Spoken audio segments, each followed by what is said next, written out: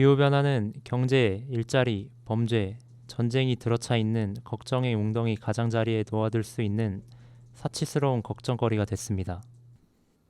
지구온난화가 심각한데도 대중의 경각심이 낮은 이유는 무엇일까요? 영국의 비영리 단체 기후지원 정보 네트워크의 공동 창립자인 조지 마셜은 저서 기후변화의 심리학에서 그 이유로 지나친 환경 담론화를 꼽았습니다. 기후변화 논의가 지구를 보호하기 위해 인간 행위를 저지해야 하는 환경 논란으로 비치다 보니 경제나 일자리, 범죄, 전쟁 등 좀 더 긴급해 보이는 사안에 밀려나 버린다는 겁니다. 기후변화 재난으로 매년 40만 명 사망.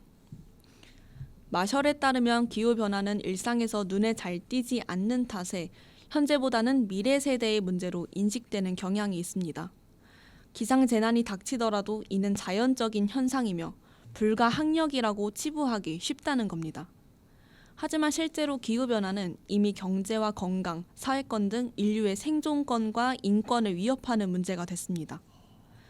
지난 2016년 기후 취약 포럼과 유엔 개발 계획이 함께 발간한 저탄소 모니터 보고서에 따르면 현재 수준의 온난화가 지속한다면 2050년까지 지구의 경제 손실이 75조 달러, 한국 돈으로 약 8경 4천조 원까지 누적될 전망입니다.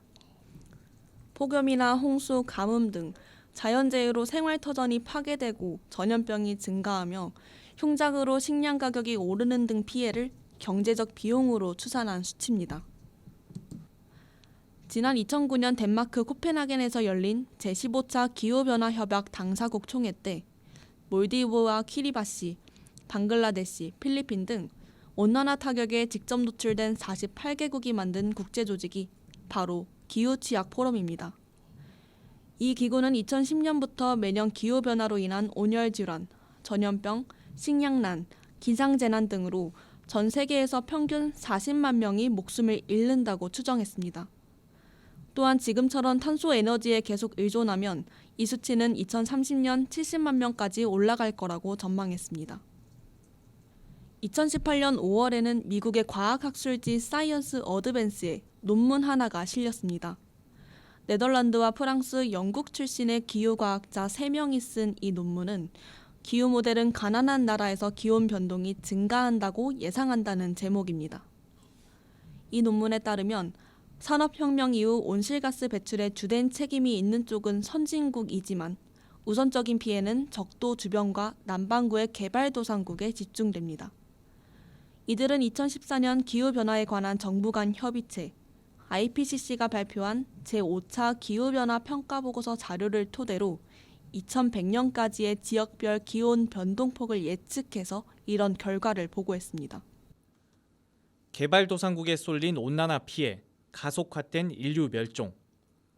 기후변화에 관한 정부 간 협의체 IPCC는 전 세계 197개국 관료와 과학자 대표 등이 모여 기후변화 추이를 과학적으로 분석하고 대응 방안을 모색하는 유엔 산하 국제기구입니다. 이 기구는 인류가 2018년부터 온실가스 감축 노력에 적극적으로 나서더라도 대기 중 이산화탄소 농도가 2017년 이미 400ppm을 넘어섰기 때문에 이번 세기 중반까지 지구 평균 온도가 지금보다 섭씨 0.4도 이상 올라갈 것으로 예측했습니다. 만일 지금처럼 화석연료를 계속 태워 2100년쯤 지구 평균 온도가 산업혁명 시기보다 4.8도씨 오르면 뉴욕과 런던, 상하이, 시드니 등 해안 도시를 중심으로 인간 주거지의 5%가 물에 잠기고 탄소 약 5천억 톤이 묻힌 시베리아와 알래스카 등 영구 동토층이 녹아 온난화 속도는 걷잡을 수 없게 됩니다. 지난 2014년 6도의 멸종을 쓴 영국 환경운동가 마크 라이너스 등 기후 전문가들은 이런 악순환 때문에 온난화가 시작된 산업혁명기보다 지구온도가 6도씨까지 오르면 전체 동식물의 95% 이상이 멸종할 것이라고 경고하고 있습니다. 2018년 3월 세계은행이 발간한 기후 이주를 위한 준비 보고서에 따르면 오는 2050년까지 아프리카와 남아시아, 라틴 아메리카 지역 주민 1억 4,300만 명 이상이 기후변화로 인한 물 부족이나 식량난, 해수면 상승과 폭풍 해일 때문에 거주지를 떠나야 할 것으로 전망됐습니다. 197개국 탄소 감축 합의에도 불구하고 2017년 배출량 증가. 2015년 12월 지구 온난화의 역사적 전환점이라 평가받는 파리 기후협정이 채택됐습니다. 하지만 2017년 세계 이산화탄소 배출량은 2016년보다 4억 6천만 톤이 늘어 역대 최고치인 325억 톤을 기록했습니다. 늘어난 4억 6천만 톤은 무려 자동차 1억 7천만 대가 뿜어내는 이산화탄소량과 같습니다. 2014년부터 2016년까지 전 세계 탄소 배출량이 유지되거나 약간 감소했는데 2017년에 다시 급등한 겁니다. 국제에너지기구 IEA는 그 이유를 석유 등의 화석연료 가격 하락과 각국의 에너지 효율화 노력 부족 때문이라고 분석했습니다. 세계 에너지 수요 중 화석연료 비중이 여전히 81%를 차지하고 있어 재생에너지 성장 속도가 더디다는 점도 지적했습니다.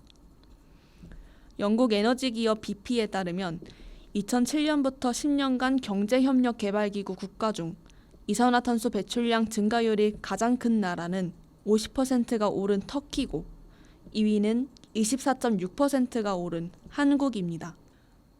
지난 10년 사이 개발도상국을 포함한 전 세계 모든 나라의 이산화탄소 배출 증가율은 평균 11.2%인데 24.6%가 오른 한국의 증가율은 평균의 2배 이상인 겁니다. 반면 우리나라보다 경제 규모가 큰 미국과 일본, 독일은 탄소 배출 감축에 성공했습니다. 2008년부터 2018년까지 10년간 미국은 마이너스 15.3%, 일본은 마이너스 7.1%, 독일은 마이너스 5.4% 탄소 배출을 줄였습니다. 유럽연합회원국 등 탄소 감축에 앞장서는 나라가 많은 OECD의 평균 증가율은 마이너스 8.7%로 역시 감소세였습니다. 2020년 만료되는 교토 의정서를 대체할 파리 기후협정은 지구 평균 기온 상승을 산업화 이전 대비 2도보다 낮은 수준으로 유지하되 가급적 1.5도 이하로 제한할 것을 목표로 합니다. 이미 지난 100년간 지구 평균 온도가 1도가량 올랐고 앞으로도 0.5도 상승할 가능성이 큽니다. 이 목표를 달성하려면 전 지구적으로 신속하고도 전면적인 대응을 해야 합니다. 기후학자들은 2도 이상의 온난화로 가지 않으려면 대기 중 이산화탄소 농도를 450 ppm 이하로 유지해야 한다고 지적합니다. 파리협정은 온실가스 감축 의무를 선진국들에만 떠안긴 1997년 교토의정서와 다릅니다. 파리협정에는 개발도상국과 극빈국을 포함한 197개 당사국 전체가 참여하고 유엔에 제출하는 감축 목표를 5년마다 상향 조정해 이행 여부를 검증한다는 점에서 한층 진일보한 기후협정으로 평가됩니다. 2016년 11월에는 전 세계 온실가스 배출량 중 55%를 차지하는 55개국 이상이 비준 절차를 완료하면서 기후협정 최초로 국제법적 효력을 얻기도 했습니다. 하지만 기후변화에 관한 정부 간 협의체는 파리협정 체결 이후 당사국들의 온실가스 감축 노력이 1.5도 억제 목표를 달성하기에는 너무 약하다고 보고 있습니다. 이 목표를 이루려면 2050년까지 화석연료 소비를 현재의 30% 수준으로 줄이고 세계 에너지 공급량의 50% 이상을 태양광이나 풍력 등의 재생에너지로 충당해야 한다는 게 기후변화에 관한 정부 간 협의체의 진단입니다. 트럼프, 파리협정 탈퇴 선언 등 역주행. 이렇게 갈 길이 바쁜데도 미국 도널드 트럼프 전 대통령은 2017년 6월 미국의 온실가스 감축 목표치가 지나치게 높다며 파리협정 탈퇴를 선언했습니다.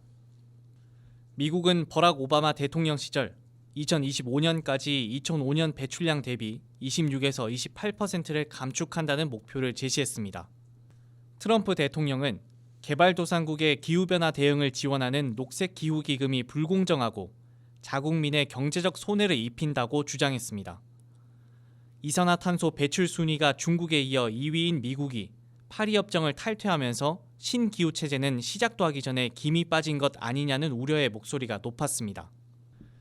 실제로 트럼프 행정부는 미국이 당초 내기로 한 녹색기후기금 분담금 30억 달러, 한화로 약 3조 3천억 원 가운데 3분의 2가량인 2조 2천억 원을 미납했습니다.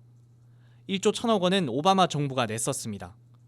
녹색기후기금은 2013년 출범 뒤 2020년까지 1천억 달러, 약 112조 원의 기금을 조성하기로 했지만 큰 손인 미국이 이탈해 개도국 기후변화 대응 지원에 차질이 있을 것으로 우려했습니다.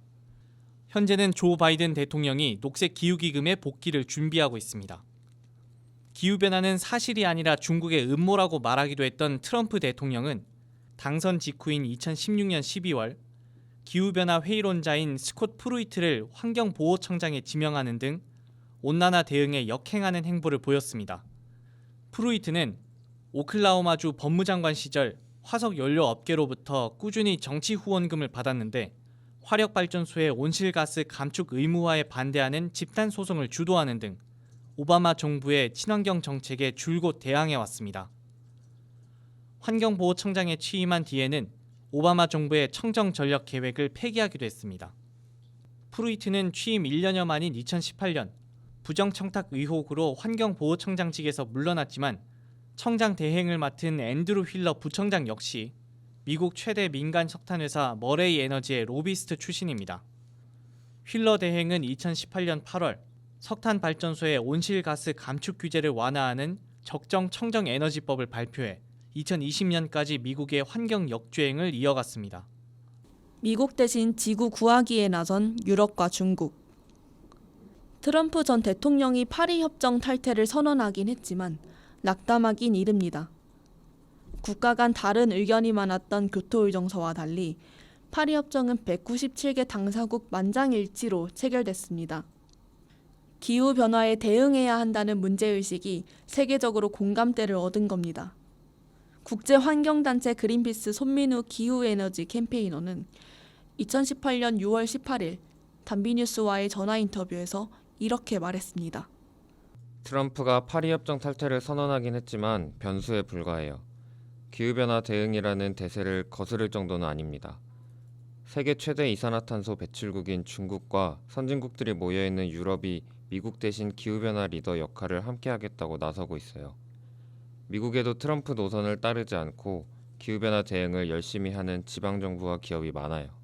실제로 워싱턴과 뉴욕, 캘리포니아 등 미국 13개 주는 트럼프 전 대통령이 파리 협정 탈퇴를 선언한 직후 미국 기후동맹을 결성해 주 정부 차원에서 탄소 저감 정책을 강화했습니다. 로스앤젤레스, 시카고 등 200여 개의 도시 역시 기후시장이라는 모임을 만들어 파리 협정 실현 노력을 지속하고 있습니다. 마이클 블룸버그 전 뉴욕시장은 2018년 4월 미국 정부가 파리 협정 이행을 위해 내야 할 분담금 450만 달러, 한국 돈으로 약 50억 원을 본인 개인 돈으로 내겠다고 밝히기도 했습니다. 파리 협정 목표 달성에 가장 적극적인 유럽연합은 2018년 12월 폴란드 카토비체에서 열린 제24차 기후변화협약 당사국 총회에서 2030년까지 1990년 배출량 대비 40%를 45%로 강화하는 안을 추진했습니다. 유럽 연합 회원국들은 당초 2020년까지 1990년 배출량 대비 20%를 줄이겠다고 했던 목표를 예상보다 6년 빠른 2014년에 이미 달성했습니다. 또한 파리 협정 체결 이후에는 프랑스와 영국, 독일 등 기후변화 대응 선도국을 중심으로 화석연료 퇴출과 재생에너지 확대, 에너지 효율화 정책을 유럽연합 전체에 확산시켜 나가고 있습니다.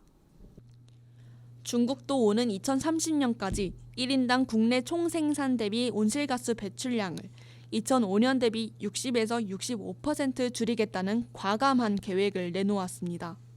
중국은 특히 미국의 파리 협정 탈퇴를 계기로 국제적 리더십을 강화하겠다는 의지를 밝히고 탈석탄 등 친환경 에너지 전환에 나서고 있습니다. 손민우 캠페이너는 지구 온도 상승을 1.5도 이내로 억제한다는 목표를 달성하기 위해서는 각국이 자발적 온실가스 감축 목표를 지금보다 상향 조정해야 한다며 이렇게 말했습니다. 현재 각 나라가 제출한 자발적 온실가스 감축 목표만으로는 지구온도 상승을 1.5도씨 이내로 억제할 수 없다는 게 유엔 환경계획의 분석입니다. 파리 협정이 국제법적 효력을 얻긴 했지만 여전히 이를 이행하지 않았을 때 부과할 수 있는 페널티가 없죠. 목표를 확실히 달성할 수 있게 국제사회 간 추가 합의가 있으면 좋겠습니다.